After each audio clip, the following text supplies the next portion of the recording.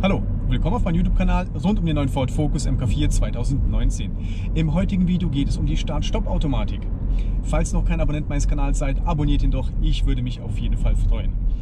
Also Start-Stopp-Automatik, wozu ist die gut? Die ist dazu da, damit man Sprit spart bzw. CO2 einspart.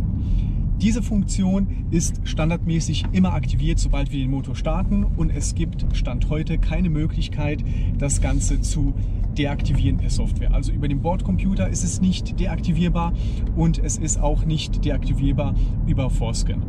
Das ist zumindest mal der Stand November 2020. Wenn sich irgendwas ändern sollte, sage ich euch auf jeden Fall Bescheid. Die Funktion kann man natürlich deaktivieren, nämlich manuell, indem ich hier unten auf den Schalter drücke und das Ganze dann auf Aufstelle. Das Ganze bleibt nicht so, man muss also immer, wenn ich das Auto starte, immer wieder diesen Knopf drücken, damit auch Start-Stopp deaktiviert ist. Nun ist es so, dass viele von euch, mich eingeschlossen, da ein Problem haben, nämlich dass die Start-Stopp-Funktion nicht wirklich funktioniert. Das kann mehrere Gründe haben. Zum einen ist es so, dass gewisse Bedingungen herrschen müssen, damit die Start-Stopp-Automatik auch wirklich funktioniert. Die blende ich euch jetzt mal ein. Das sind die Bedingungen, die herrschen müssen laut Benutzerhandbuch, damit überhaupt Start-Stopp funktioniert. Also wie ihr seht, ganz viele Bedingungen müssen erfüllt sein, damit das Ganze überhaupt funktioniert, also sinnhaft funktioniert. Gut, jetzt wird vielleicht der ein oder andere sagen, bei mir funktioniert das Ganze aber schon seit Wochen oder Monaten nicht.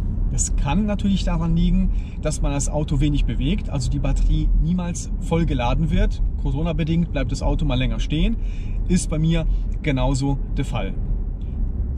Aber es kann auch sein, dass ein falscher Batteriemanagementsensor, also BMS-Sensor, verbaut worden ist. War bei mir der Fall, wurde zufällig in der Werkstatt entdeckt. Und ja, die Anweisung von Ford ist, diesen Batteriesensor auszutauschen. Also es wurde nicht festgestellt, dass er defekt ist, sondern es hieß, es ist der falsche Sensor verbaut. Vom Werk aus. Und ja, der Sensor wurde getauscht. Ich blende euch jetzt mal ein, welcher Sensor verbaut war und welcher Sensor jetzt verbaut wurde. Und ich muss sagen, nachdem der Sensor verbaut worden ist, funktioniert das Ganze auch. Jetzt wird der eine oder andere natürlich sagen, ja, da wurde aber bestimmt die Batterie nachgeladen. Natürlich hat die Ford-Werkstatt die Batterie nachgeladen und damit natürlich einen Hauptpunkt eliminiert, nämlich dass die Batterie mindestens zu 80% geladen sein muss, damit überhaupt Start-Stopp funktioniert. Dennoch, ich habe jetzt den Sensor mehrere Tage verbaut. Das Auto stand auch 1-2 Tage Corona-bedingt auf seinem Platz, wurde also nicht gefahren. Und dennoch, nach 2 Tagen und der ersten Fahrt, nachdem der Motor ein bisschen warm geworden ist, hat direkt Start-Stopp funktioniert.